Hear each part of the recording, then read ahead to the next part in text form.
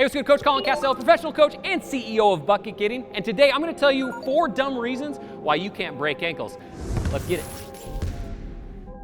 All right, so the first thing I see players screw up all the time is they play too high. Basically meaning that as they're ball handling, they're setting up their moves or whatever it is, they're playing way too high with their chest up like this all the time. Now don't get me wrong, there's times when your chest is gonna wanna come up, but it's the down to up is what ends up working, right? So what you wanna think about is you wanna stay low when you're setting up your moves, right? If I come out of a move, it's okay to raise my chest for a second, whether it's a hezzy or a crossover, whatever it is, but then I wanna get back to low.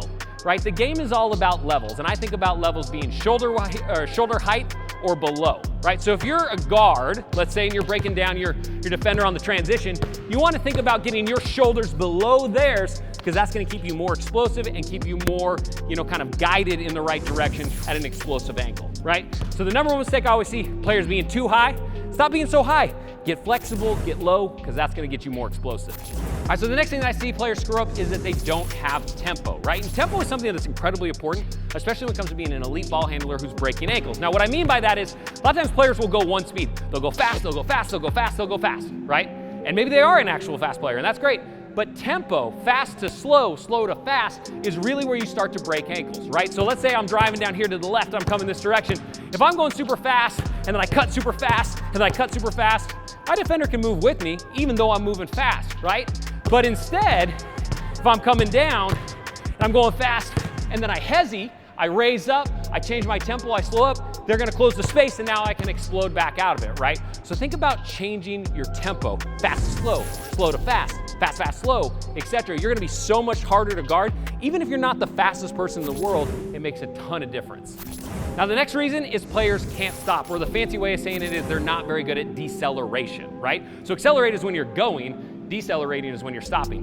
Guys like James Harden are elite because they are fantastic decelerators. So what you want to think about when it comes to stopping is you want to keep yourself on balance. Let's say I'm going into a pullback into a jump shot, right? Maybe going in like a mid-range shot. If I'm coming back and I'm getting ready to pull it back, I want to load my front knee here so that my nose is about over my knee and I'm not too far over it, right? Or too far back. If I get my nose over my knee pretty much anytime I'm stopping or changing directions, a lot of times that's going to keep me on balance.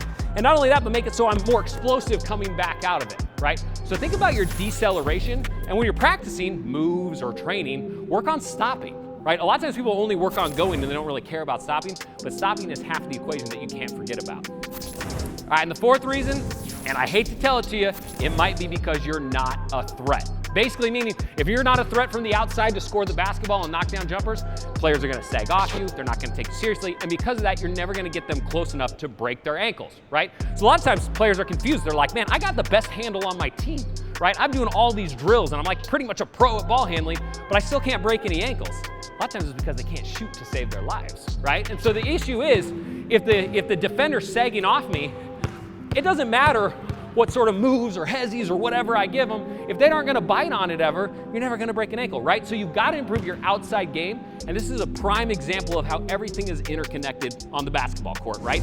The better shooter you are, the better ball handler you're gonna be. The better ball handler you are, the better shooter you're gonna be, right? So you gotta be a well-rounded player who focuses on everything.